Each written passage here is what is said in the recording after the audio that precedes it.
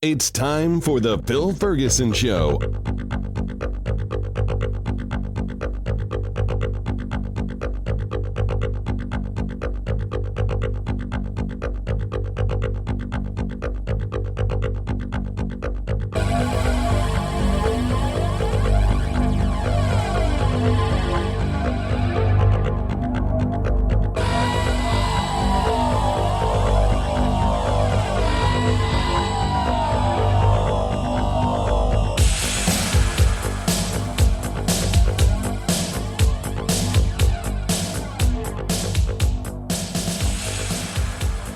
This is Phil Ferguson, and you are listening to The Phil Ferguson Show.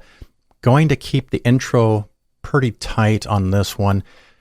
This is show number 500, and I really wish I had the time and the capacity and the desire to do some kind of magical special show for 500. But the closest I can get to is I'm finally starting the long-awaited update to the Polaris plan. This episode has the segment called the Polaris Plan 2024 Part 1. One of the caveats I give in this segment, and I just want to say it here again, this is generic information. This is not specific investment advice to anybody. Please take into consideration your situation, your tax situation, your age, your risk tolerance, and a whole lot of blah, blah, blah on top of that. Past performance is no guarantee of future results. I can't guarantee you anything. I can't promise you anything.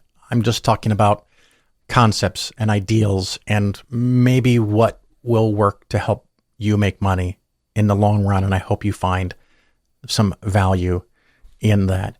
After that segment, of course, I'm going to have another segment that's already pre-recorded. So I figured I'd drop it in. It's not too long. It talks about the benefit or the value of an IRA and how you might be able to protect assets if you are in the unfortunate situation of a bankruptcy. It's only like 15 minutes. And the Polaris Plan Part 1, a little bit over 30 minutes. I thought I'd be in 20 minutes, but it didn't happen. I think you'll find that enjoyable, and you can listen to the future segments in the next few weeks. So welcome once again to the Phil Ferguson Show. This is show number 500. I cannot even believe it. I also am going to start, I think, making some YouTube videos. I made one. I took some doing. I don't know what it's going to be about. Maybe it'll be about investing. I don't know. Maybe it'll be about other stuff that's not investing. The first one I made was just a really, really sophomoric sophomoric effort, because I don't really know what I'm doing yet, where I made a little couple minute video about charging the car. So I'm not going to bore you with that here. You can go find that on YouTube if you want. I guess that's it. So strap in, and we're going to do Polaris Plan Part 1.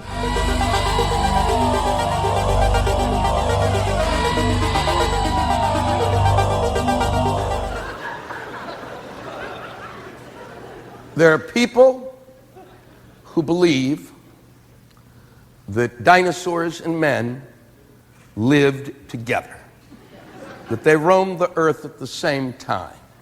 There are museums that children go to in which they build dioramas to show them this. And what this is, purely and simply, is a clinical psychotic reaction. They are crazy. They are stone cold fuck nuts. I can't be kind about this, because these people are watching the Flintstones as if it were a documentary.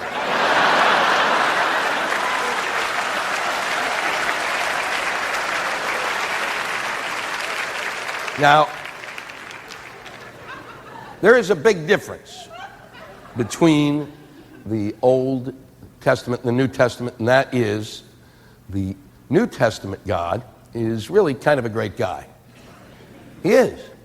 Especially when you compare him to the Old Testament God, who is a prick. I don't know what happened to God, over time, how he matured, if he went to an anger management class. Or maybe just the birth of a son calmed him down. But before he had the kid, holy fuck, he was out of control. Pace e lunga vita. Lunga vita e prosperità. The Phil Ferguson Show is for educational and entertainment purposes only. Nothing said on the show should be interpreted as personalized investment advice. Investments should be based on your personal situation, and you, of course, should consult with your financial advisor or tax professional before taking any actions.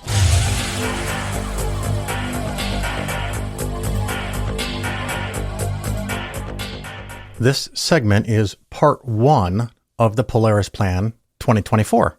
So I did this about 2 years ago, a little bit over 2 years ago, and I don't want to repeat myself too often, although I'm sure I do. And as I've talked to a few of my clients, they're like, yeah, Phil, you're pretty predictable. We listen to every episode and we get you. We feel it. You know, we kind of know what you're doing because I talk about it on the show, and that's okay. If you want to be a client, you can contact me, phil@polarisfinancialplanning.com, and we can discuss that. My current minimum for new clients is assets under management of greater than 2 million. If you're really close to that mark, you can still email me. But you know, I'm mostly full. I might add a few clients here and there, and that's cool. Anyway, Polaris Plan Part 1. This is an overview of the plan and some of the psychology that goes with it.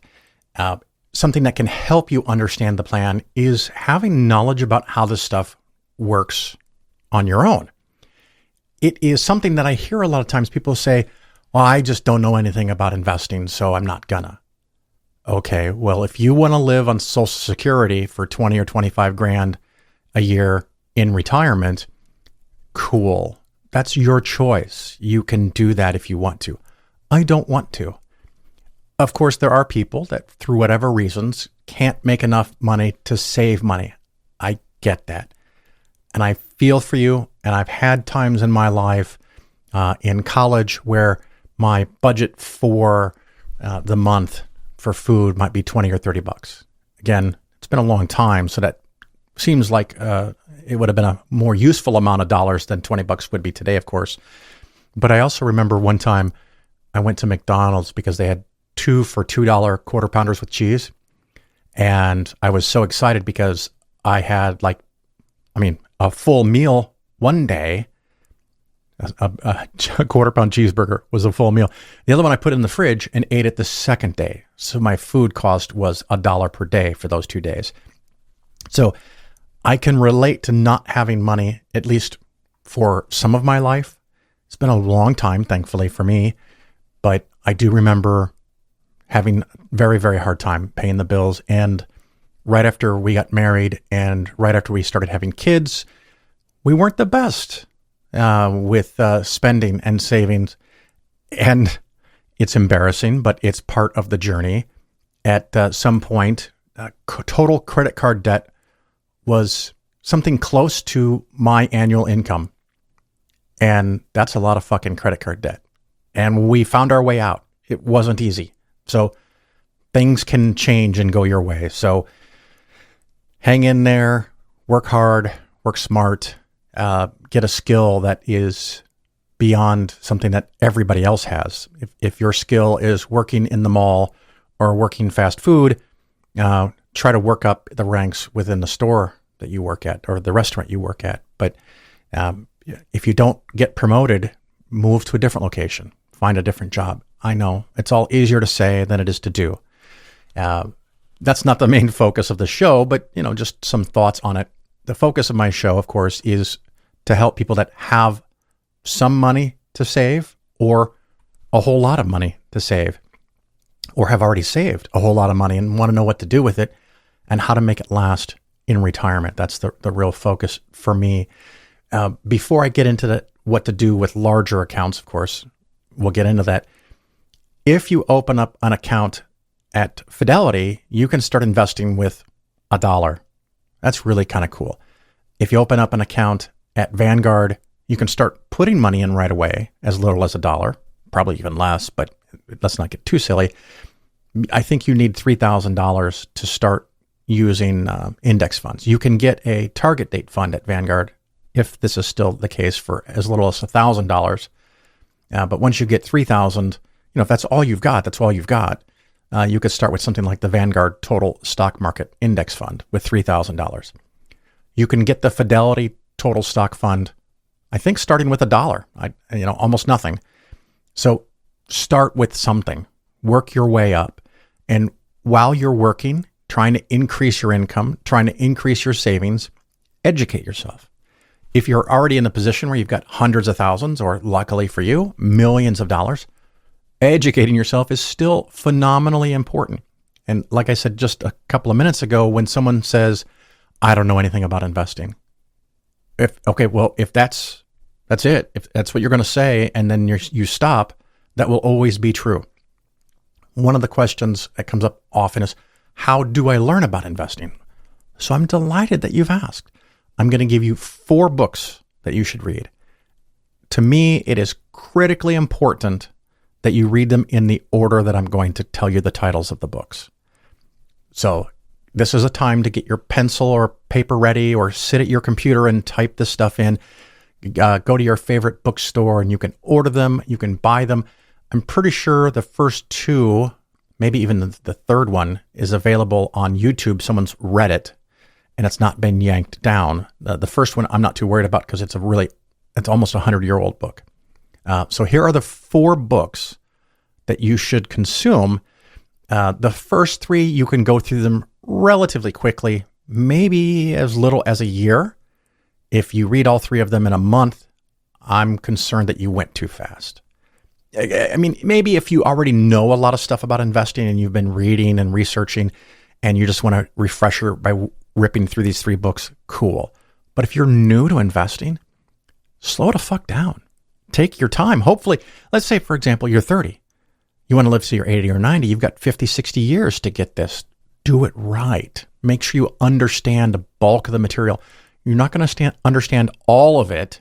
You don't need to know all of it, but knowing a lot of it is going to help you in so many ways. It is important not only to invest well, but to not fuck yourself. You don't want to do something you're going to regret later on by getting into a hot fad. And so the parable, the tortoise and the hare, I like to think of my style as the tortoise. Slow and steady. It's going to work. Well, odds are it's going to work. I can't guarantee anything. And of course, now that I'm saying these things, I have to remind you that none of this is personalized investment advice designed specifically for you, dear listener. These are generally, I think, good ideas, things you can learn from, but you have to take into account your personal situation, your age, your risk tolerance. Make sure you have a tax professional that can help you. I still think it's worth having an advisor, but I'm biased because that's how I make my money. But I think it's a valuable service that you should look into. If you do, I do insist that you find someone who is a fiduciary and also a fee-only advisor. Of course, they should be willing and able to put that in writing. If there's any kind of hedging, so for example, you meet with somebody and you ask them, are you a fiduciary 100% of the time, and will you put that in writing? And if they say, well, yeah, we're fiduciaries, but in some occasions we're not. Well, then they're not a fiduciary, right? Well, why is it sometimes and not other times? It's like if you're going to trial for murder and you have an attorney and you have the attorney-client privilege and you just double check with the attorney, hey, by the way, anything I tell you, right, it's confidential between you and me. And the attorney goes, well, 90% of the time it's between you and me, but if you tell me anything really stupid, I'm going to tell people. Well, then they're not working. They're not your attorney. I mean, there's no client privilege then. It's all gone. So you want the advisor, and I think this works for me anyway. I don't like the quick commission and then the advisor is out kind of thing. That's something like an annuity or other products. I've got my little air quotes up. Other products that can make you, or can make the salesperson, a big commission, 5, 10, 15% commission. Because the only way they can make money if they're in that environment not necessarily their fault. It's the fault of the system, but they're still staying in the system. So they're participating. If someone can make 10 or 15% selling you something, after that, you become an annoyance. You become a waste of their time because they have to find a new person to sell something else to make 10 or 15%. You contacting them and asking them questions are wasting their time, taking time away from them either golfing or selling somebody else. Whereas someone who is a fee only and a fiduciary, and just to make sure we're clear, you could even ask them, who pays you? In my case, with Polaris Financial Planning, the only source of income I have is from clients. And so I want the clients to do well. I want them to keep doing well. I want their portfolio to grow because over time, when their portfolio gets bigger, my fee gets bigger because it's a percentage of assets under management. The nice thing about that is that we have the same agenda, right? So the cheeky phrase I use is, you can put my greed to work for you. Let me get back to the books. Forgive me. The first book, The Richest Man in Babylon by George S. Clason. I think that's how you pronounce it. I honestly don't know. Maybe 100 years old. It talks about ancient Babylon. Of course, that's just the story that they set the context in. And it's cute and it's nice. I guess a little warning. It is not woke. It talks about women in a certain way. It talks about slavery in certain ways that might not work well with the modern ear. So just keep that in mind. If someone knows a better book for this subject material, let me know. I'd be happy to switch out to something. Probably not a book written in the last couple of years, unless it's really good, because I don't want to do trendy stuff, right? I want something that stands the test of time. The essence of this book is why you should save, how you can save. And one of my favorite parts in the book is when the richest man in Babylon is talking to a group of men, unfortunately only men, because only men counted 100 years ago, maybe even 50 years ago. Not in my opinion, but from cultural societal thing. I mean, it was probably 50-something years ago before women could get a credit card without their husband's signature. So we've come a long way, but we've still got a lot to do. The richest man in Babylon has all these people together and asks, why haven't you been saving money? And a very common answer from the people in the classroom is that I don't make enough money. And the instructor, the advisor, the richest man, the teacher says, well, look around. Do some of the men in this room make more money than you? And everyone pretty much agreed that some people made more than them, but yet they were all equally broke. So the amount of money you make is not necessarily a deal breaker. It is harder if you don't make a lot. Hence the topic I talked about earlier in this segment. But it is about the ratio of how much you make versus how much you save. It is about being smart with your savings and investing wisely. And the richest man in Babylon sets that up conceptually, kind of how to do that. And again, it's on YouTube. I think it's a 3 or 4 hour read allowed on YouTube, and you could probably read it in half that time if you had the paperback version. You can also get the audiobook. I don't care. It's no problem. The second book, A Random Walk Down Wall Street. That is by Burton G. Malkiel. Oh my God, I don't know how to say his last name. Malkiel. I just checked a few hours ago. It is currently in its 13th edition, printed in 2024. I think this book may have come out in the late 60s or early 70s.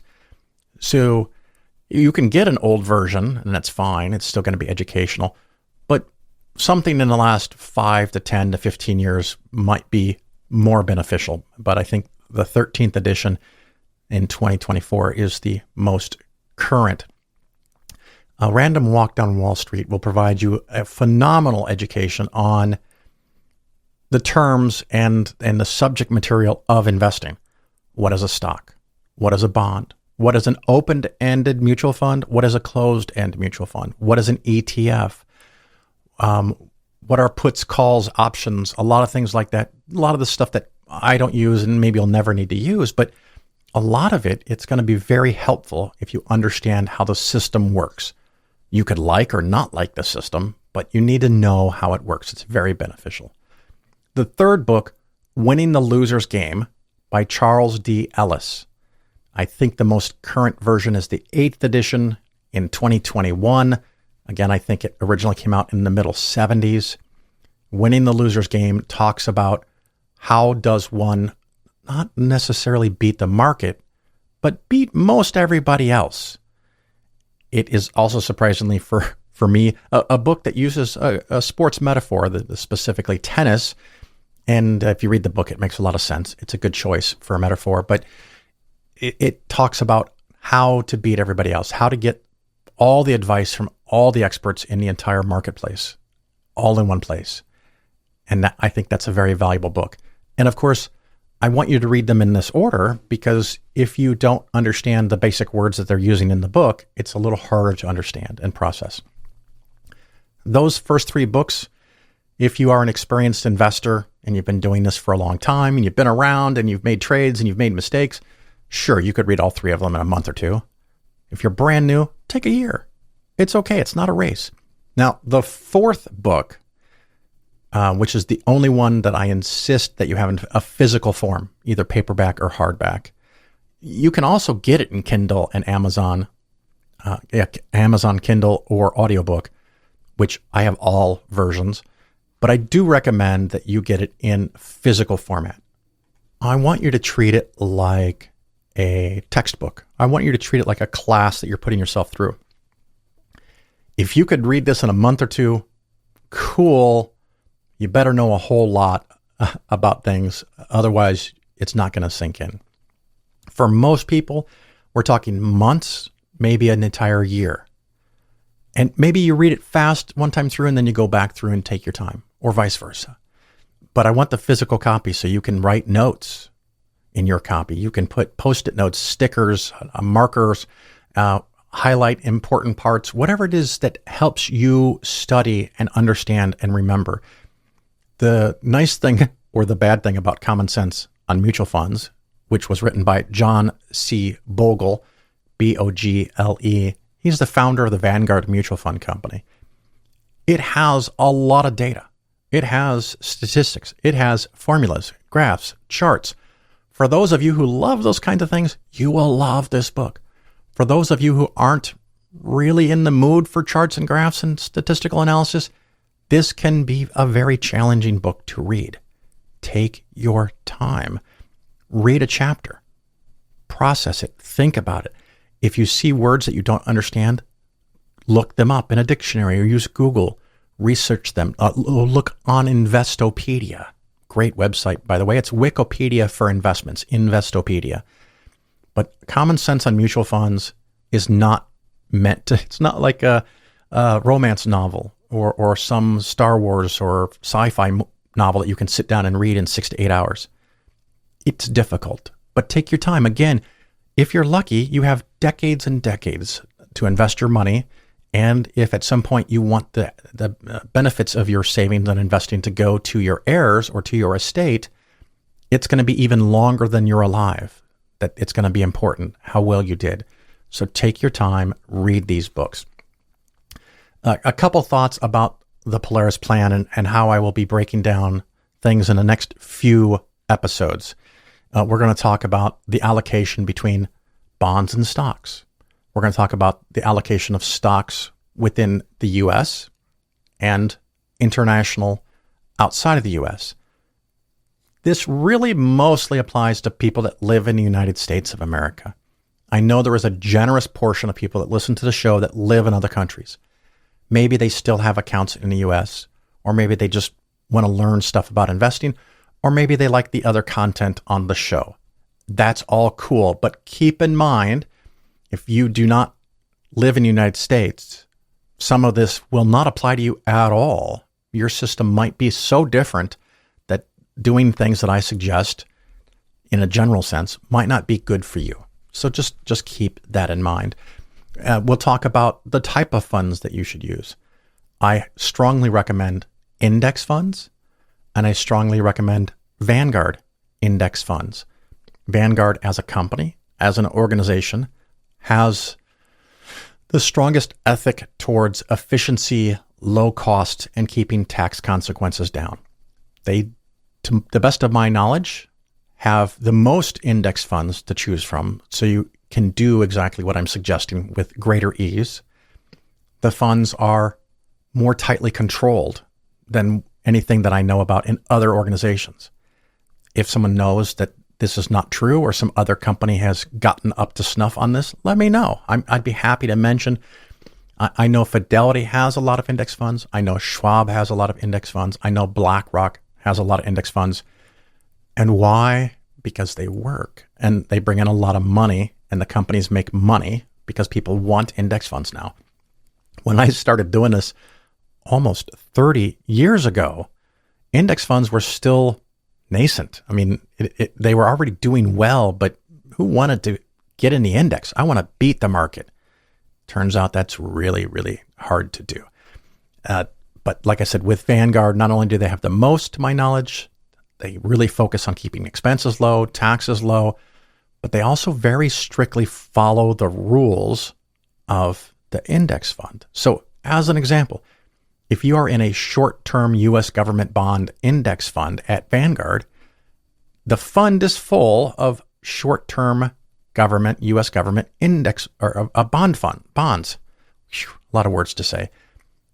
The nice thing I like about this, and this leads into another concept that I like to follow, is I like to have the ability to see exactly what I'm invested in and how much I'm invested in that particular segment.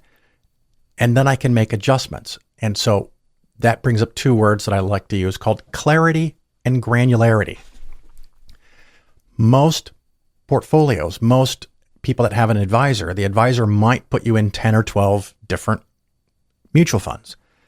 But you can find that particularly in the US based funds, you might have a passive growth, an income fund, an income and growth fund, a growth fund, an aggressive growth fund, a super aggressive growth fund, whatever. They all have all these different names.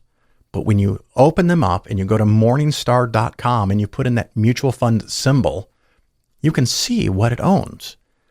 I've had people do this that have accounts in other places, and they will look and they'll say, oh, wow, all these different titled U.S. managed stock funds, they all own Apple, Microsoft, Amazon, Facebook, Tesla, Eli Lilly, NVIDIA.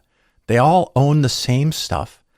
And sometimes, often, maybe even most of the time, there's 7 or 10 stocks that are 25 to 30 to 40 to 50% of that fund's weighting.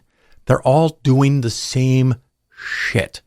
Now, if you're buying a mid-cap or a small-cap managed fund, I would expect 0% of it is in those really big names that I just rattled off.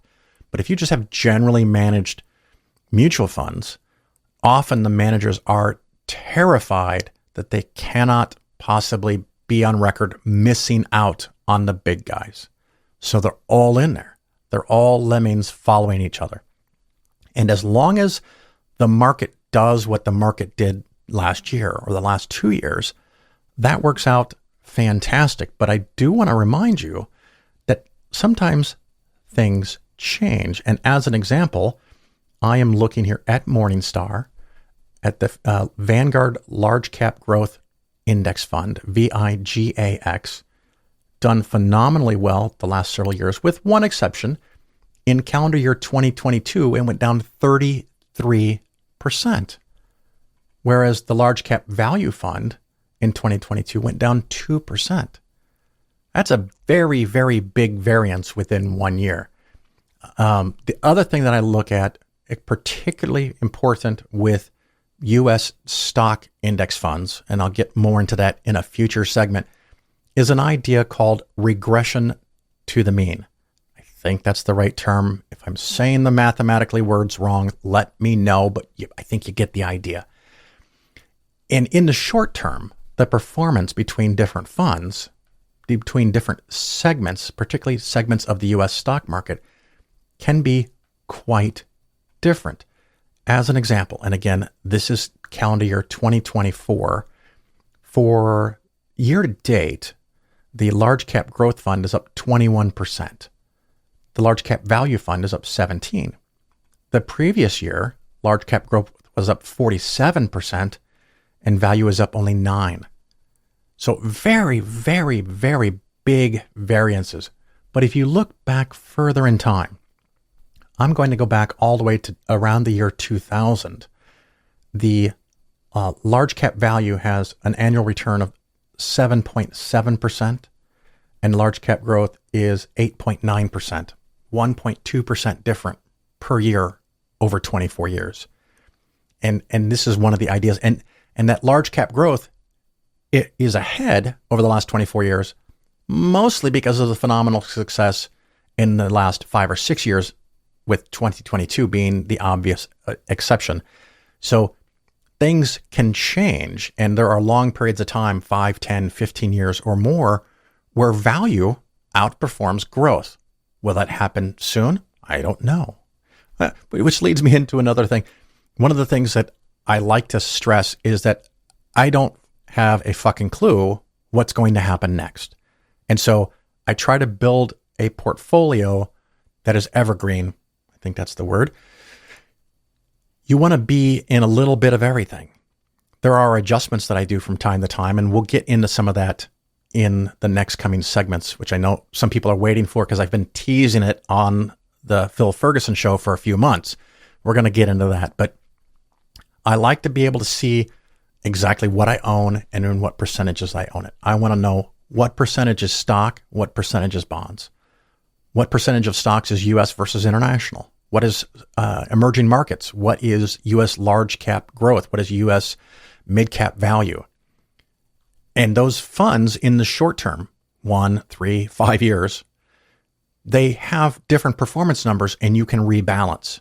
That rebalancing, theoretically, maybe, possibly could add 0.5 to 1.5% to your portfolio in the long run.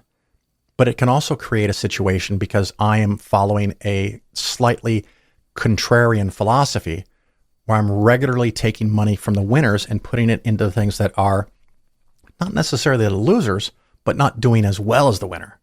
So if you have a fund that makes 20% and another one that makes 10, and I rebalance them so that they're equal, and then next year, the fund that won wins again another 20%, and the fund that we just put the money into now makes 10%, it can feel like you're cheating yourself by not letting it ride.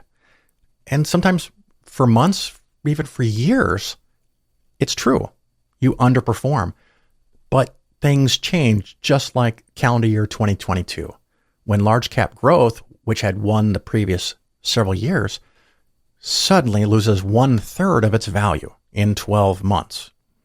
Another thing I try to do is just look at full calendar years, so I don't get tempted to cherry pick certain dates to make the numbers look better or worse, depending on what I'm trying to do. I stick with full calendar years, with the exception of year-to-date numbers.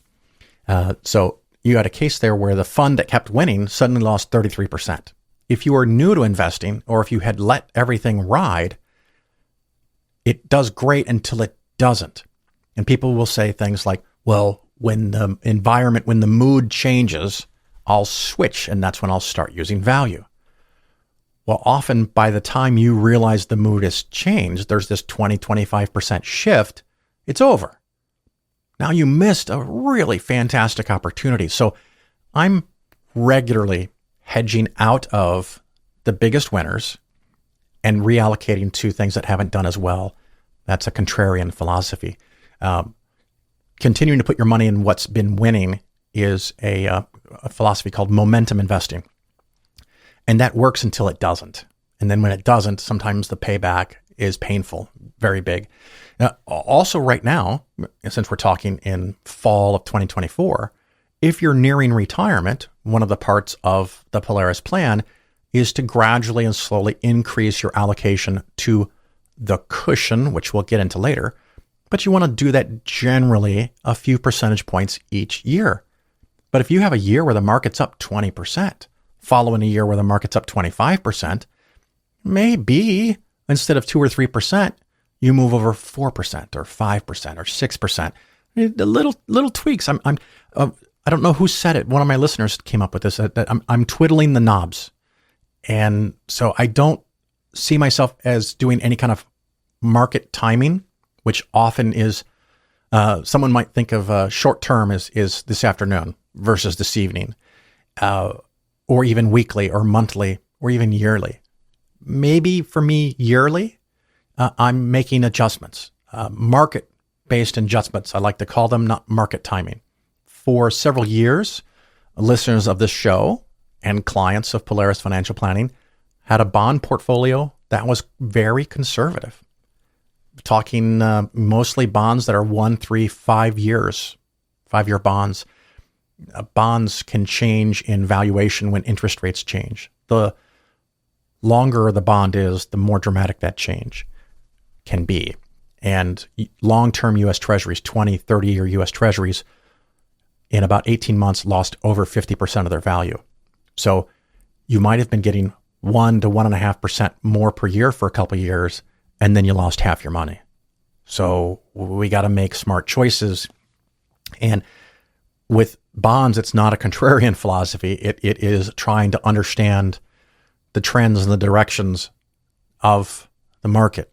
And one of the things currently, and something that I changed early in 2024, for the first time, I'm now using 2 intermediate term bond index funds from Vanguard. And I'll go over that in the cushion segment when we get to it, where I wasn't using those 3, 4, 5 years ago. And good thing I wasn't using those because they had big losses. But now that the intermediate term rates are higher, you get more. And this is where it gets a little dicey. If interest rates go down, those funds are more likely to go up larger amounts than a short-term bond. So it's a different part of the volatility. So we have this granularity, the clarity, we have all these trade-offs between different investment classes, and we want to know and see exactly what we have. We don't want half a dozen U.S. stock funds that all buy the same things, that have all done really well for the last 4 or 5 or 7 years, because when the market switches, and it always switches, it may take years, but eventually it switches. 3M,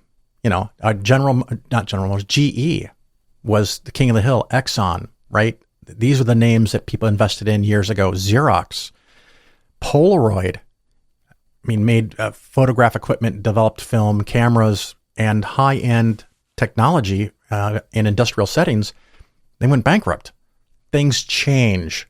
It will not always be that Apple, Amazon, Facebook, and Nvidia are the biggest players. They can't, like Apple, for example, cannot grow in the next 20 years at the rate that it grew in the last 20 years. Because if it did, it would be larger than the U.S. economy. It's just not going to happen. It could still do very well. It could still hold its price. But the big winner is the things that you don't know about yet. So that's why you want the mid-cap and small-cap funds. I think I've covered it. I was really hoping this would be only a 20-minute segment, but here it is, 30-plus minutes. This is part 1 of the Polaris plan. You don't have to use this plan. You can make your own plan. But the big important thing is you have to have a plan and you have to follow that plan. And you want the plan to be evergreen. It always works, or it works over long periods of time. It can help reduce emotional response. Reacting emotionally to swings in the market will underdo years. Undercut, underdo, kill, waste, destroy. Destroy years of hard work and discipline, where all of a sudden, like if in calendar year 2022, when large cap growth fell 33%, you said, well, I'm out. And you yank all your money out of large cap stocks.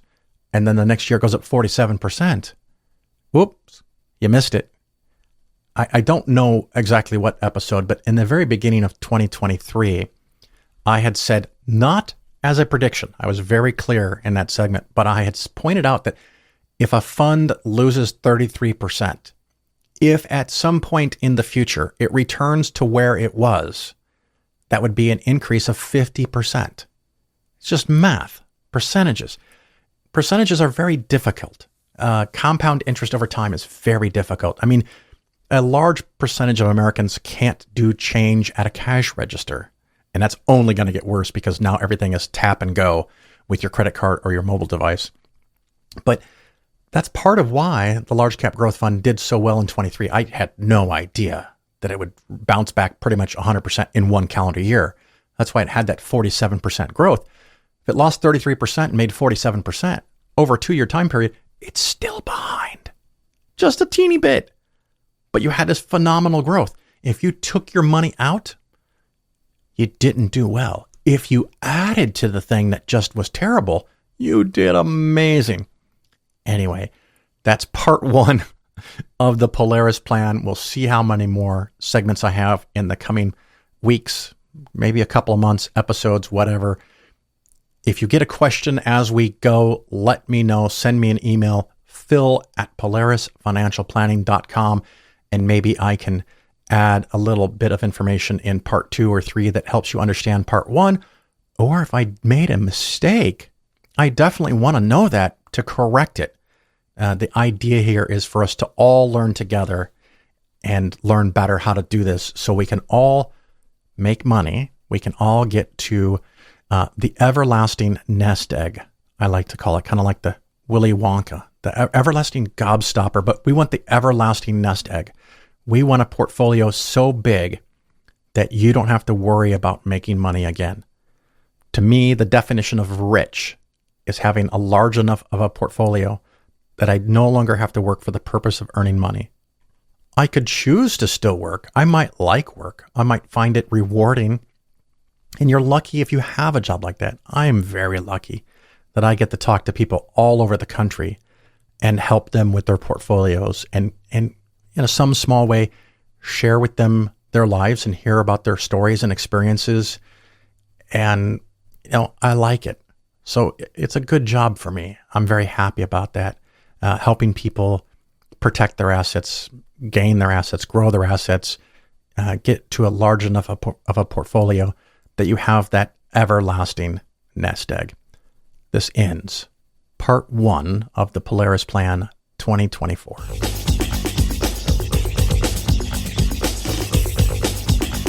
You're listening to The Phil Ferguson Show. A lot of people come up here and they thank Jesus for this award. I want you to know that no one had less to do with this award than Jesus.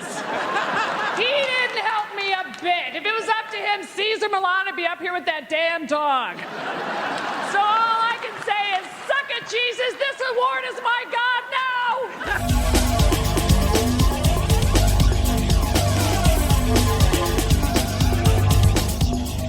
Hey, poor! You don't have to be poor anymore! Jesus is here! The Phil Ferguson Show is for educational and entertainment purposes only. Nothing said on the show should be interpreted as personalized investment advice. Investments should be based on your personal situation, and you, of course, should consult with your financial advisor or tax professional before taking any actions. Another segment inspired by a listener email. It has to do with possible bankruptcy and your IRA and or other types of accounts. And they sent me some information about how an IRA, which I knew can protect you for up to $1.5 million in the case of a bankruptcy. Now, to be fair, it's all of your IRAs. So every single IRA, Roth IRA, all added together. Now, for most people, this is enough. Most people don't have 1.5 million, and so it's really cool that it's protected-ish from bankruptcy. Now, keep in mind with everything is fucking complicated, and if you're considering a bankruptcy, you should see an actual bankruptcy attorney. I am not an attorney. This is in no way legal advice, and I can make mistakes, specifically in regards to items that are outside of my field of expertise. There was also a long list I found in my little quick research here on the Google of things that maybe don't qualify. So, for example, if you file bankruptcy and then you get a divorce and you think you're going to still keep all of your money, you are mistaken. If you owe taxes, if you owe college debts, if you owe money to the government for some other reason, and a handful of other things, they still might be able to collect that money from you via your IRA. But as far as conventional bankruptcy, you owe people money and you can't pay your bills. If you file bankruptcy, possibly, according to what I'm reading, and you can go to Investopedia, a really nice article. It is titled, Is my IRA protected in a bankruptcy? And it looks like up to 1.5 million. I'm rounding because it's adjusted every once in a while. It looks like 1.5 million is going to be protected. So that's going to cover the vast majority of people. And of course, one of my thoughts is that it is unlikely that if you have 1.5 million or more in an IRA that you're going to end up filing bankruptcy. But it could happen. So it came up, it was a question someone asked, and then in their email, and maybe the original part of their email that inspired this side conversation is they have a 401k and they want to roll it over to an IRA. And this is where we get into a little twist. So, like a lot of things in the investing world, there are complications with vocabulary. As an example, I often, when talking to people, say, here are the choices you have, because I don't want to say, here are your options, because options are a specific type of investment, aka thing you could buy, not necessarily even an investment, but things that exist in the investment world. So I'll say, here are your choices instead of here are your options. Also, the word annuity is slippery because a 403b, which is pretty much a 401k, but for people that work for hospitals, governments, schools, police stations, those kinds of things, is also called a TSA, a tax sheltered annuity. And that's different than an annuity you might get from your employer when you retire from your pension plan.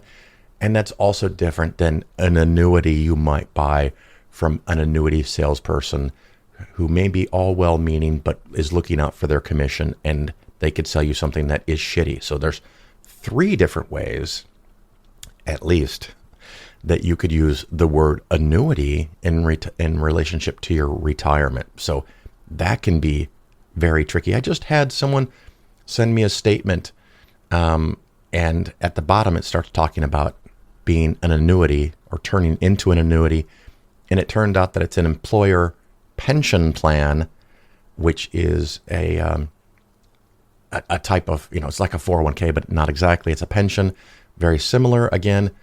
And when they retire, they could take a lump sum distribution to an IRA, or they could take an annuity at the following rates and prices. And that's also another painfully, wickedly fun, complicated thing to calculate. If you ever have questions about that, I'm just thinking, if it has to do with a work plan, I can't give you an opinion on it. Let me know and I'll double check. But anyway, not the purpose of this conversation. So just as information, when you leave an employer and you have a 401k, you can put it in an IRA, or you can put it into a rollover IRA. Now, this is where it gets tricky, and the distinction is fuzzy. The word rollover may be used in 2 different methods here.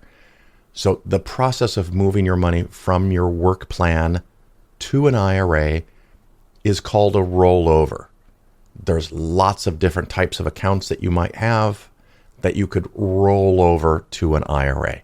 And so in that case, and I can't believe I'm doing this because I hate grammar, particularly English grammar. In this case, the rollover is the verb. It is the action that's being taken. The money is moving from one place to another, and semantically, in the investment world, that's called a rollover. However, you can also have a rollover IRA. A rollover IRA is slightly, very, very slightly different than a traditional IRA that you roll over money into. The rollover IRA, sadly, again, English, you roll over the money into a rollover IRA. So the rollover IRA has one benefit that a traditional, or as they call them at Schwab, a contributory, I don't like their choice of words, but for clients that might see that on their statement, contributory IRA, traditional IRA, IRA without any other description. One thing that a rollover IRA has different, maybe an advantage, but for most people not. If you have a work plan and you roll over the money to a rollover IRA, and then you don't add any money to it, so there's no commingling of the source of funds, when you take a new job, if that employer allows it, and most don't, you could then roll over the existing amount in your rollover IRA to your new employer's plan.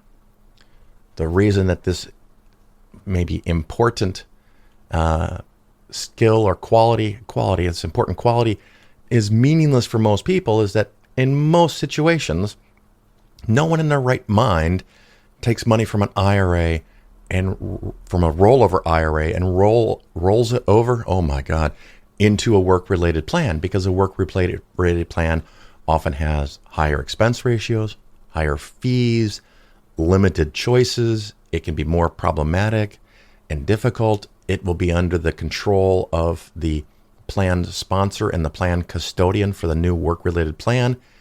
And if the plan sponsor, i.e. your employer, decides to change the plan and particularly change the funds that are available to you, they may do a thing called mapping, where your current choices go to the kind of sort of best fit that someone else decides for you.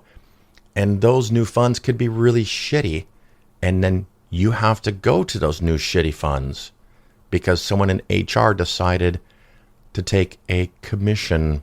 I'm not saying that they did, but someone in HR decided to switch to a different service provider, a different custodian, a different qualified custodian for your work-related plan, which could be a 403B or a 401k, and your money would go like that. And you might be able to make choices, but you still might have only shitty funds to choose from.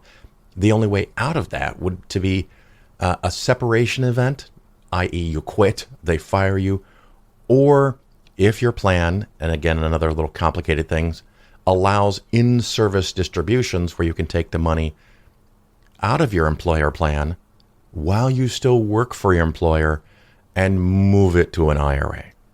So I know it's a lot of stuff.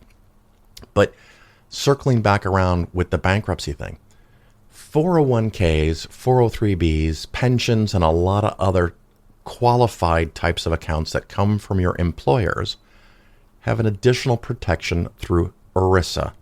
I don't remember the name, all the words that come up with ERISA, but ERISA covers everything that's work-related. And this is where the Department of Labor has recently put their fingers into it, which is why I why I have chosen to not give advice on what you should do with your specific 401k or 403b, or what you should do inside of it. I've had segments about that, so I'm not going to belabor that here. But if you roll over your 401k after you leave your employer and put it in a new IRA, again, here is a fine point in the law that I'm not 100% sure of. So if this matters to you, again, check with an actual attorney. I am not an attorney. But if you keep your money separate from, let's say you have a $3 million 401k from a company you've worked at for a long, long time, 40 years, and you're about to retire, and at the same time you're about to file bankruptcy, there is the distinct possibility that if you roll over that money from a 401k into an IRA, that it will be protected at an amount greater than 1.5 million. Does it need to be in an account called a rollover IRA, or can it just be rolled over to a traditional IRA? I've had conflicting readings on that. My best guess, again, not as an attorney, is that if you create a new IRA account, whether it's IRA or rollover, as long as you keep that money isolated, you don't add anything to it. I mean, you might be able to take money out of it. Of course, that money wouldn't be protected from bankruptcy, but you can't make a contribution to it. But as long as you keep it pure, clean, there's no other money added to it, that money is protected completely, entirely. I mean, there's still the exceptions of things that the government can take if you owe taxes, for example. But conventional bankruptcy, you're protected above the 1.5 million. I'm not aware of a ceiling on that. There might be. And again, we're talking about really fine point details here that won't affect most people. But I thought it was interesting, so I thought I'd go over and maybe somebody is like, oh my God, Phil, I had no idea. So if you want to be extra sure and you think bankruptcy might be in your future, I would recommend, well, I can't recommend, if you leave your job and you choose to roll over your 401k, I would make the effort to roll it over into a rollover IRA. Oh my God. What fucking word soup and word salad. It should be the same for everybody, but here we are. Here's the rules because they're cobbled together over 50, 60 years. So that's the current state of affairs, I guess. Again, not specific investment advice for anyone listening, but generally, I think it's better for most people when you leave an employer to move your money, to roll over your money to an IRA. For most people, a couple $100,000, $1 million or more, just roll it into an IRA. If you can add money because you qualify going forward, add money. Because again, if you manage to keep your shit together long enough to squirrel away 1.5 million, you're probably not going to have bankruptcy. All that being said, if you have a business, like I have a business, you should have insurance for your business. You should have insurance for your car and your house. If you're worried about bigger problems, you should have umbrella insurance up to several millions so that even if something does happen, that you're out hundreds of thousands or even a couple of million, you're covered by all of the insurance, your umbrella insurance, your business insurance, and the IRA versus a separate IRA with money in it all becomes moot. So hopefully that didn't bore you to tears. Take a quick little break and go on with another segment. You're listening to The Phil Ferguson Show.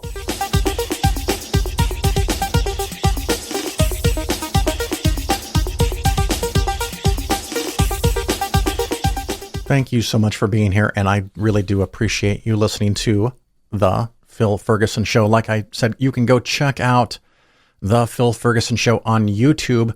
The podcast copy over there, automagically, it's just audio. No big deal, no videos. But I did make my first video, as I mentioned, way long time ago at the beginning of this episode. You can go check it out. It was a couple of minutes of an experiment, first video for me, charging my car. So hopefully you can enjoy that little fun thing.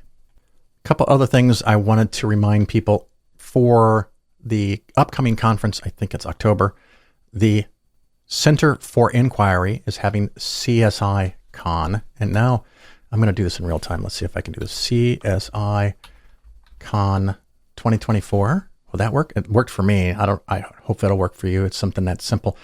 From October 24th to the 27th, my wife and I plan on both being there for that conference. A couple of big speakers, Neil deGrasse Tyson, Brian Cox, Banachek, and many, many others. There's like 50, 60 different speakers. The entire crew of the Skeptic's Guide to the Universe will be there. I know a lot of my listeners love that show. And of course, they will have a book room to sell books and some workshops and fun things like that. Now, if I look at the calendar, where is my calendar? See, you would think I'd have this already in advance. I'm not that organized. The calendar in October, I really wanted to check this because on Thursday, the 24th, the first day of the conference, I am going to have a friends of the show meet and greet. So if you listen to the show, whether you're a client or not, it doesn't matter. If you listen to the show, even occasionally, whatever, if you're just looking for something to do, we are going to meet right out the main entrance of the Horseshoe Casino. There is a little shopping area there. And there is a place called Fuel Bar. Yeah, that's what it's called. Fuel Bar. We're going to meet there as early as 3 o'clock. So from 3 till 5, I am going to be in the Fuel Bar. We did this a couple of years ago. I don't even know if it was before COVID. Was it more recent? I don't remember. And it was about 20, 25 people showed up, which is very cool. Fuel Bar is a very small place. They have tables inside and out, and it's probably going to be dry and hot. It is Las Vegas, so it'll be fine. Sometimes they have a special where you can buy one drink and get a second one free. We'll see if that's ongoing on Thursday or if we need the little special cards. I'll check with them in advance if I can. But from 3 until 5, we are going to be at the Fuel Bar. And right after that, at 5 o'clock, we are going to just walk over the sidewalk 10, 15, 20 feet to Wahlburger. It's not particularly fancy, but I'd be happy if you wanted to join us. Just to be clear, you're paying for your own shit. You're paying for your drinks, you're paying for your food, but I would love the company. So 3 to 5 at Fuel Bar, and at 5 o'clock, we go over to Wahlburger. You can join us for the drinks and then leave. You can join us to share dinner with everybody, and you don't have to come for a drink. Whatever, if you happen to pay for one of the workshops at the conference and you can't make it until 4, not a problem. Join us at 4 o'clock, 4:15, 4:30, whenever you can get there. And like I said, if you just want to have a drink at 3 o'clock and then leave at 3:30 or 4 o'clock and go back to the conference, that's fine. Fuel Bar at 3 p.m. Vegas time. Wahlburger at 5 p.m. At Fuel Bar, it's just get a spot to sit or stand wherever you can. At Wahlburger, we're probably going to have to break up into small groups, especially if a bunch of people show up. So if there's 20 people or 30 people, we're not going to get a table for 30. Do not try to do that. We're going to go in groups of 5 or 6 or 8, maybe even 4 per table, because we have to work with what their restaurant can handle in a reasonable amount of time. If a bunch of people show up, we are going to be a stressor on their normal flow, which is part of the reason I wanted to be there at 5, which is particularly early Vegas time to go eat. But Wahlburger at 5, break up in small groups. If you want to move around, whatever, that will probably end at 7, if not sooner. And each person is free to go whenever they can pay, after they've paid, and go back into the Horseshoe Casino. The CSI Con opening reception starts at 7. I do not know if there's going to be light food, snacks, hors d'oeuvres, or whatever there. So if you want to eat light at Wahlburger and then go get food there, you're welcome to do so. If you're having great fun at Wahlburger and you want to stay to 7:15, 7:30, that's up to you. I'm planning at 5 to 7. The opening reception would be nice to go to if you've never been to one. And then at 8 o'clock, the part that you probably really do want to be back in the hotel for, the opening reception turns into a keynote address, the Richard Dawkins Award to Brian Cox. I will be in there for that.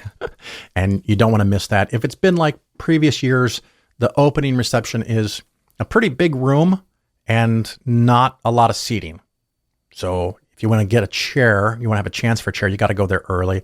Otherwise, you just mingle, meet new friends, talk to some people, have fun, probably a cash bar to get a drink. Maybe, I don't know if the Horseshoe would let you. Maybe you get another pair of drinks from the Fuel Bar and carry them in. I don't know if they'll allow that. But if they do, you could do that.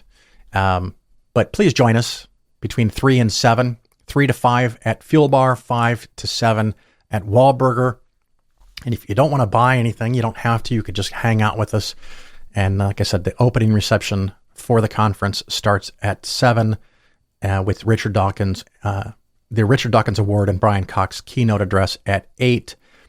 You are not obligated to go to the conference to join us. If you happen to be in Vegas, you happen to want to go to Vegas for some other reason, and you're there on Thursday, October 24th, and you just want to find us at Fuel Bar, you can do that. I will try to wear a shirt that is really bright and or annoying so that you can find us. But we'll probably be big enough and loud enough. It might be 4 people. I don't know. It might be 40. We'll find out. We'll have fun. But I do hope to see you then. My wife and I also do plan to go to the FFRF convention. I'm going to have to pull those dates so I can promote that a little bit. If you are organizing or running a conference, regional, local conference somewhere else in the country, particularly if it's next year in 2025, let me know. And maybe I can have you or someone from that organization on to talk about and promote that event. I think just one last thought. At the end of this episode, after the closing music, I will have the final segment, the final speaking segment. I've mentioned it a couple of times, but I want to mention it one more time. These are a Shakespearean actor's reinterpretation of a speech given by Robert Greene Ingersoll. The first segments are broken up into 3 or 4 or 5 minute pieces. The last one I played was part 1 of Why Am I Agnostic? And this one is part 2 of Why Am I Agnostic? I guess I don't know. Why am I an agnostic? But I think it's just Why Am I Agnostic? Again, written by Robert Greene Ingersoll, probably close to 125 years ago. This and all the previous clips were used with permission from an audio CD, a regular CD that is available at the Center for Inquiry's bookstore. So if you go to the Center for Inquiry store or Google Robert Greene Ingersoll CFI audio CD, for a reasonable price, you can buy the CD, and once you buy the CD, you could get an audio download in case you want to listen to it right away. This is the last segment that I will be playing. Played this stuff like 3 or 4 or 5 years ago, but just wanted to circle back to it because it is so fantastic. And this adds another 20 minutes to the show. If you don't want to listen to it, cool. No big deal. But if you do, I think it's fantastic. And for all those people that ask, this is Robert Greene Ingersoll's speeches from about 125 years ago on a CD produced by the Center for Inquiry. I think it's still available for like $14, $15 on their store. Online, you can get a copy for yourself. And I'm going to wrap up. We'll have the end music, and then we'll fade into that last segment. I do hope to see you out there on the road sometime soon. Until then, arrivederci.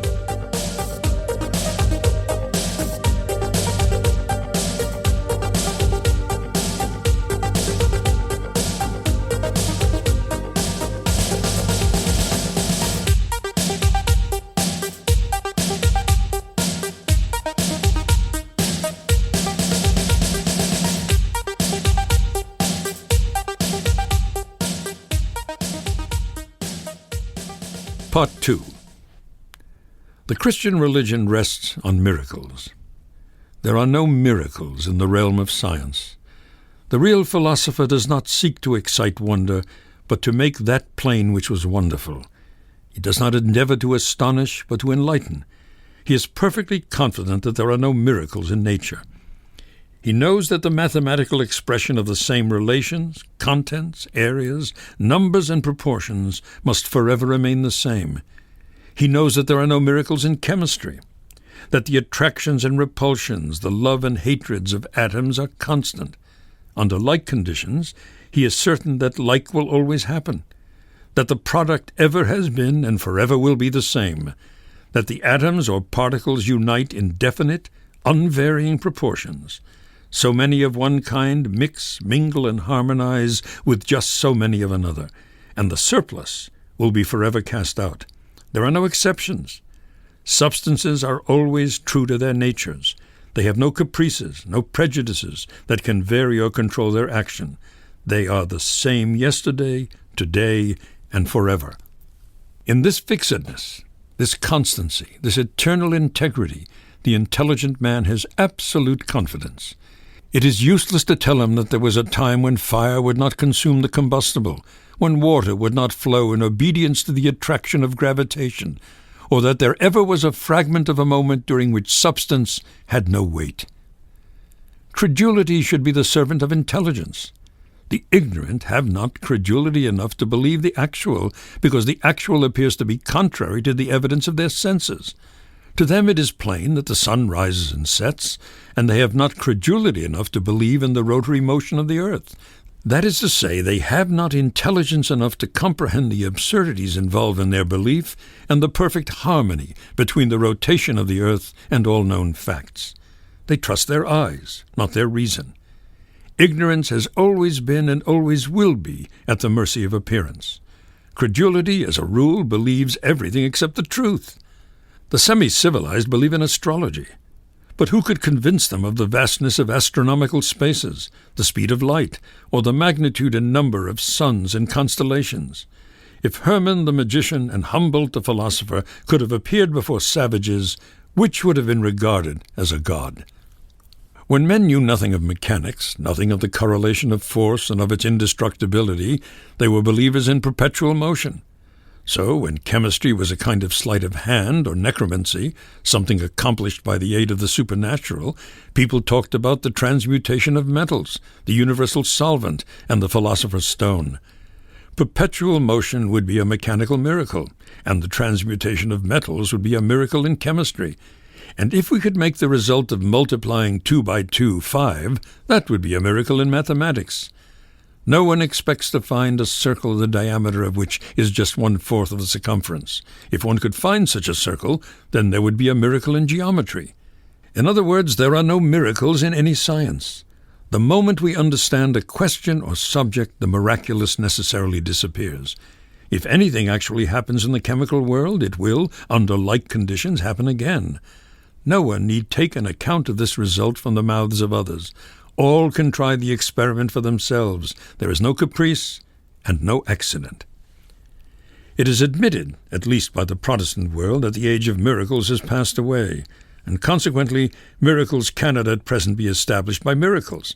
They must be substantiated by the testimony of witnesses who are said by certain writers, or rather by uncertain writers, to have lived several centuries ago. And this testimony is given to us not by the witnesses themselves, not by persons who say that they talked with those witnesses, but by unknown persons who did not give the sources of their information. The question is, can miracles be established except by miracles? We know that the writers may have been mistaken. It is possible that they may have manufactured these accounts themselves. The witnesses may have told what they knew to be untrue, or they may have been honestly deceived, or the stories may have been true as at first told. Imagination may have added greatly to them, so that after several centuries of accretion a very simple truth was changed to a miracle. We must admit that all probabilities must be against miracles, for the reason that that which is probable cannot by any possibility be a miracle. Neither the probable nor the possible, so far as man is concerned, can be miraculous. The probability therefore says that the writers and witnesses were either mistaken or dishonest. We must admit that we have never seen a miracle ourselves, and we must admit that according to our experience there are no miracles. If we have mingled with the world, we are compelled to say that we have known a vast number of persons, including ourselves, to be mistaken, and many others who have failed to tell the exact truth. The probabilities are on the side of our experience, and consequently against the miraculous, and it is a necessity that the free mind moves along the path of least resistance.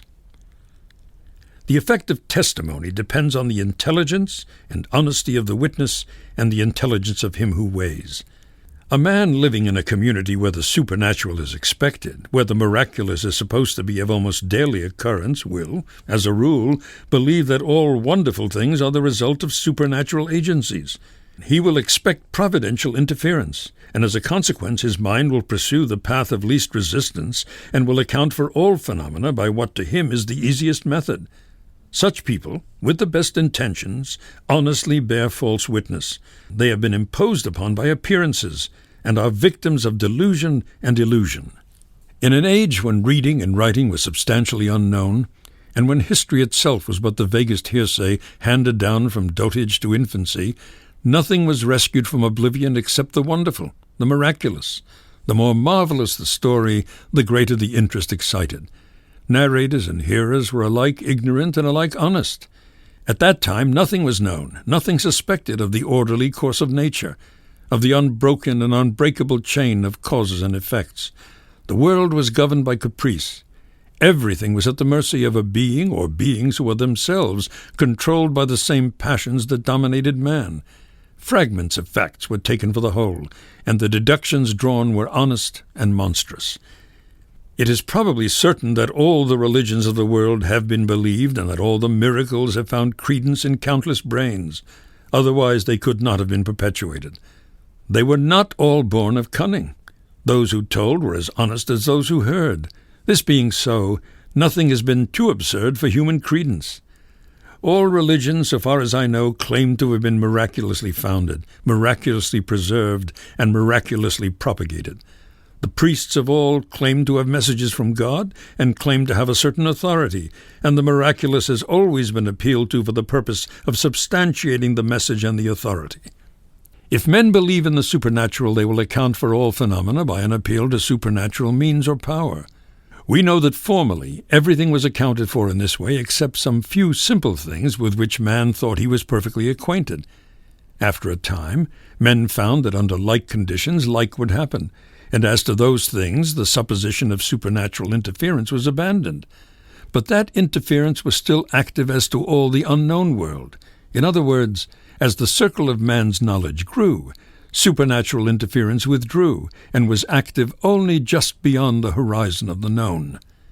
Now there are some believers in universal special providence, that is, men who believe in perpetual interference by a supernatural power, this interference being for the purpose of punishing or rewarding, of destroying or preserving individuals and nations. Others have abandoned the idea of providence in ordinary matters, but still believe that God interferes on great occasions and at critical moments, especially in the affairs of nations, and that his presence is manifest in great disasters. This is the compromise position. These people believe that an infinite being made the universe and impressed upon it what they are pleased to call laws, and then left it to run in accordance with those laws and forces, that as a rule it works well, and that the divine Maker interferes only in cases of accident or at moments when the machine fails to accomplish the original design. There are others who take the ground that all is natural, that there never has been, never will be, never can be any interference from without, for the reason that nature embraces all and that there can be no without or beyond. The first class are theists pure and simple. The second are theists as to the unknown, naturalists as to the known. And the third are naturalists without a touch or taint of superstition. What can the evidence of the first class be worth? This question is answered by reading the history of those nations that believe thoroughly and implicitly in the supernatural. There is no conceivable absurdity that was not established by their testimony. Every law or every fact in nature was violated. Children were born without parents. Men lived for thousands of years. Others subsisted without food, without sleep. Thousands and thousands were possessed with evil spirits, controlled by ghosts and ghouls. Thousands confessed themselves guilty of impossible offenses, and in courts, with the most solemn forms, impossibilities were substantiated by the oaths, affirmations, and confessions of men, women, and children. These delusions were not confined to ascetics and peasants, but they took possession of nobles and kings, of people who were at that time called intelligent, of the then educated. No one denied these wonders for the reason that denial was a crime punishable generally with death. Societies, nations became insane, victims of ignorance, of dreams, and above all, of fears. Under these conditions, human testimony is not and cannot be of the slightest value.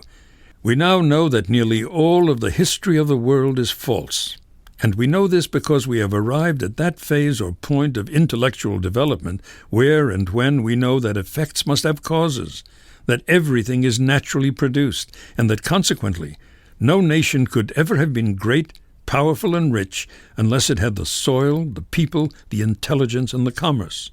Weighed in these scales, nearly all histories are found to be fictions. The same is true of religions. Every intelligent American is satisfied that the religions of India, of Egypt, of Greece and Rome, of the Aztecs were and are false, and that all the miracles on which they rest are mistakes. Our religion alone is accepted. Every intelligent Hindu discards all religions and all miracles except his own. The question is, when will people see the defects in their own theology as clearly as they perceive the same defects in every other? All the so-called false religions were substantiated by miracles, by signs and wonders, by prophets and martyrs, precisely as our own. Our witnesses are no better than theirs, and our success is no greater. If their miracles were false, ours cannot be true. Nature was the same in India and in Palestine. One of the cornerstones of Christianity is the miracle of inspiration, and this same miracle lies at the foundation of all religions. How can the fact of inspiration be established? How could even the inspired man know that he was inspired? If he was influenced to write, and did express thoughts and facts that to him were absolutely new, on subjects about which he had previously known nothing, how could he know that he had been influenced by an infinite being? And if he could know, how could he convince others? What is meant by inspiration? Did the one inspired set down only the thoughts of a supernatural being? Was he simply an instrument, or did his personality color the message received and given?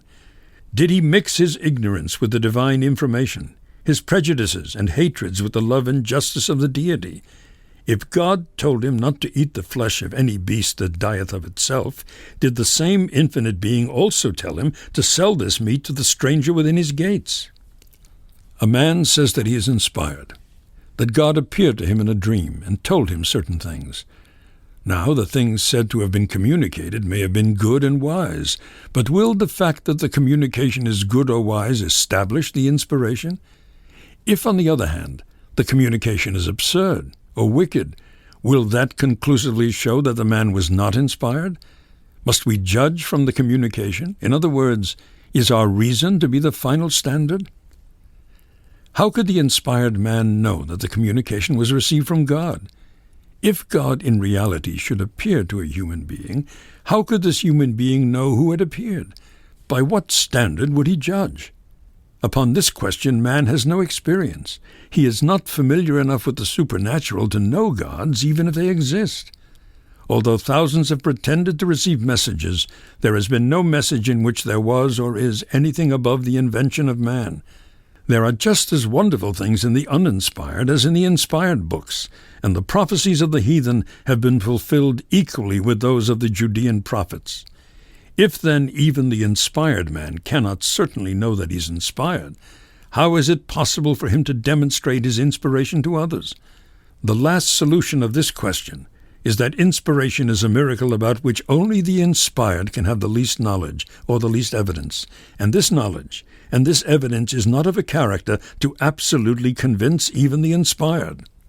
There is certainly nothing in the Old or New Testament that could not have been written by uninspired human beings. To me, there is nothing of any particular value in the Pentateuch. I do not know of a solitary scientific truth contained in the 5 books commonly attributed to Moses. There is not, as far as I know, a line in the book of Genesis calculated to make a human being better. The laws contained in Exodus, Leviticus, Numbers, and Deuteronomy are for the most part puerile and cruel. Surely there is nothing in any of these books that could not have been produced by uninspired men. Certainly there is nothing calculated to excite intellectual admiration in the book of Judges or in the wars of Joshua, and the same may be said of Samuel, Chronicles, and Kings. The history is extremely childish, full of repetitions, of useless details, without the slightest philosophy, without a generalization born of a wide survey. Nothing is known of other nations, nothing imparted of the slightest value, nothing about education, discovery, or invention, and these idle and stupid annals are interspersed with myth and miracle, with flattery for kings who supported priests, and with curses and denunciations for those who would not hearken to the voice of the prophets. If all the historic books of the Bible were blotted from the memory of mankind, nothing of value would be lost. Is it possible that the writer or writers of 1st and 2nd Kings were inspired, and that Gibbon wrote the decline and fall of the Roman Empire without supernatural assistance? Is it possible that the author of Judges was simply the instrument of an infinite God, while John W. Draper wrote the intellectual development of Europe without one ray of light from the other world? Can we believe that the author of Genesis had to be inspired, while Darwin experimented, ascertained, and reached conclusions for himself? Ought not the work of a God to be vastly superior to that of a man? And if the writers of the Bible were in reality inspired, ought not that book to be the greatest of books? For instance, if it were contended that certain statues had been chiseled by inspired men, such statues should be superior to any that uninspired man has made. As long as it is admitted that the Venus de Milo is the work of man, no one will believe in inspired sculptors, at least until a superior statue has been found. So in the world of painting, we admit that Corot was uninspired. Nobody claims that Angelo had supernatural assistance. Now, if someone should claim that a certain painter was simply the instrumentality of God, certainly the pictures produced by that painter should be superior to all others. I do not see how it is possible for an intelligent human being to conclude that the Song of Solomon is the work of God, and that the tragedy of Lear was the work of an uninspired man. We are all liable to be mistaken, but the Iliad seems to me a greater work than the book of Esther, and I prefer it to the writings of Haggai and Hosea. Aeschylus is superior to Jeremiah, and Shakespeare rises immeasurably above all the sacred books of the world. It does not seem possible that any human being ever tried to establish a truth, anything that really happened, by what is called a miracle. It is easy to understand how that which was common became wonderful by accretion, by things added and by things forgotten. And it is easy to conceive how that which was wonderful became by accretion what was called supernatural. But it does not seem possible that any intelligent, honest man ever endeavored to prove anything by a miracle. As a matter of fact, miracles could only satisfy people who demanded no evidence. Else how could they have believed the miracle? It also appears to be certain that even if miracles had been performed, it would be impossible to establish that fact by human testimony. In other words, miracles can only be established by miracles, and in no event could miracles be evidence except to those who are actually present, and in order for miracles to be of any value, they would have to be perpetual. It must also be remembered that a miracle actually performed could by no possibility shed any light on any moral truth or add to any human obligation. If any man has ever been inspired, this is a secret miracle known to no person, and suspected only by the man claiming to be inspired. It would not be in the power of the inspired to give satisfactory evidence of that fact to anybody else. The testimony of man is insufficient to establish the supernatural. Neither the evidence of one man nor of 12 can stand when contradicted by the experience of the intelligent world. If a book sought to be proved by miracles is true, then it makes no difference whether it was inspired or not, and if it is not true, inspiration cannot add to its value. The truth is that the Church has always, unconsciously perhaps, offered rewards for falsehood.